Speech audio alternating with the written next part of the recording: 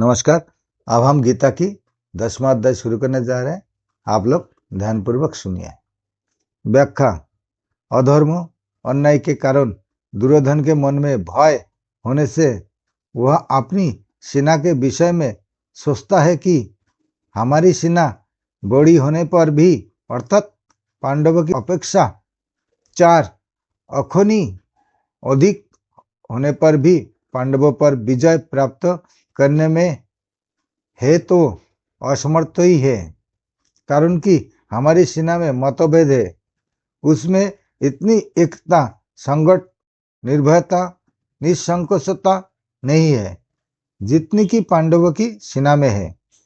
हमारी सेना के मुख्य संरक्षक पितामह भीष्म उभय पक्षपाती है, अर्थात उनके भीतर कौरव और पांडव दोनों सेनाओं का पक्ष है। वे कृष्ण के बड़े भक्त हैं। उनके हृदय में युधिष्ठिर का बड़ा आदर है। अर्जुन पर भी उनका बड़ा स्नेह है। इसलिए वे हमारे पक्ष में रहते हुए भी भीतर से पांडवों का भला चाहते हैं। वे ही भीष्म हमारी सेना के मुख्य सेनापति है। ऐसी दशा में हमारी सेना पांडवों के मुकाबले में कैसे समर्थ नहीं हो सकती। परंतु यहाँ जो पांडवों की सेना है वह हमारे पर विजय करने में समर्थ है, कारण कि इनकी सेना में मतभेद नहीं है। प्रस्तुत सभी एकमत होकर संगठित है। इनकी सेना का संरक्षक बलवान भीमसेन है, जो कि बचपन से ही मेरे को हराता आया है।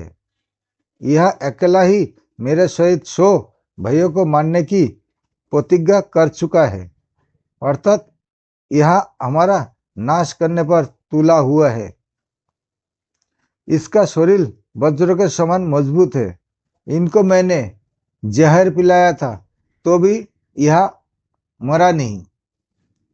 ऐसा यह भीमसेन पांडवों की सेना का संरक्षक है। इसलिए यह सेना वास्तव में समर्थ है, पूर्ण है। यहाँ एक शंका हो सकती है कि दुर्योधन ने अपनी सेना के संरक्षक के लिए भीम जी का नाम लिया, जो कि सेनापति के पद पर नियुक्त है, परंतु पांडव सेना के संरक्षक के लिए भीमसेन का नाम लिया, जो कि सेनापति नहीं है। इसका समाधान यह है कि दुर्योधन इस समय सेनापतियों की बात नहीं सोच रहा है, किंतु दोनों सेनाओं की शक्ति के विषय में सोच रहा है कि किस सेना की शक्ति अधिक है। दुर्योधन पर आरंभ से ही भीमसेन की शक्ति का, बलवत्ता का अधिक प्रभाव पड़ता हुआ है। अंत वह पांडव सेना के संरक्षक के लिए भीमसेन का ही नाम लेता है। विशेष बात, अर्जुन कौरवों को देखकर किसी के पास ना जाकर हाथ में धनुष उठाते हैं। गीता पहले अध्याय का 20वां श्लोक। पर दुर्योधन पांडव सेना को देखकर द्रोणाचार्य के पास जाता है और उनसे पांडवों की युह रचना युक्त सेना को देखने के लिए कहता है। इससे सिद्ध होता है कि दुर्योधन के हृदय में भय बैठा हुआ है। भीतर में भय होने पर भी वह चालाकी से द्रोणाचार्य को प्रसन्न करना चाहता है, उनको पांडवों के विरुद्ध उकसाना चाहता है, कारण कि दुर्योधन के हृदय में अधर्म है, अन्याय है, पाप है। अन्यायी पापी व्यक्ति कभी निर्भय और सुख शांति से नहीं रह सकता। वह नियम है। परंतु अर्जुन के भीतर धर्म है, न्याय है। इसलिए अर्जुन के भीतर अपना स्वार्थ सिद्ध करने के लिए चालाकी नहीं है, भय नहीं है, किंतु उत्साह है, वीरता है। तभी तो वे वीरता में आकर सेना निरीक्षण करने के लिए भगवान को आज्ञा देते हैं कि हे अच्युत, दोनों सेनाओं को मुद्दों में मेरे रथ को खड़ा कर दीजिए।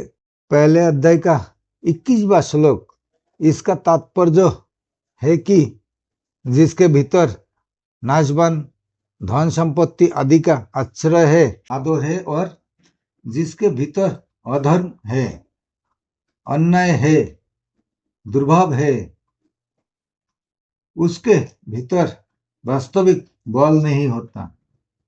वह भीतर से खोखला होता है और वह कभी निर्भय नहीं होता। परंतु जिसके भीतर अपने धर्म का पालन है और भगवान का आश्रय है, वह कभी भयभीत नहीं होता। उसका बल सच्चा होता है। वह सदा निश्चित और निर्भय रहता है। अपना कल्याण चाहने वाले साधकों को अधर्म, अन्याय आदि का सर्वथा त्याग करके और एकमात्र भगवान का आश्रय लेकर भगवत प्राप्ति तो अपने धर्म का अनुष्ठान करना चाहिए। भौतिक संपत्ति को महत्व देकर और संयोग जन्य सुख के फंसकर कभी अधर्म आश्रय नहीं लेना चाहिए, क्योंकि इन दोनों से मनुष्य का कभी हित नहीं होता, वस्तुत अहित ही होता है। परिशिष्ट भाव, अर्जुन ने अस्त्रों शस्त्रों से सुसज्जित नारायणी सेना को छोड़कर निश्चक भगवान श्री कृष्ण को स्वीकार किया था, और दुर्योधन ने भगवान को छोड़कर उनकी नारायणी सेना को स्वीकार किया था। तात्पर्य है कि अर्जुन की दृष्टि भगवान पर थी और दुर्योधन की दृष्टि वैभव पर थी। जिसकी दृष्टि भगवान पर होती है, उसका हृदय बलवान होता है, क्योंकि भगवान का बल सच्चा है। परंतु जिसकी दृष्टि सांसारिक वैभव पर होती है, उसका हृदय कमजोर होता है, क्योंकि संसार का बल कच्चा है। संबंध, आप दुर्योधन पितामह भीष्म को प्रसन्न करने के लिए अपनी सेना के सभी महारथियों से कहता है। नमस्कार, आज के लिए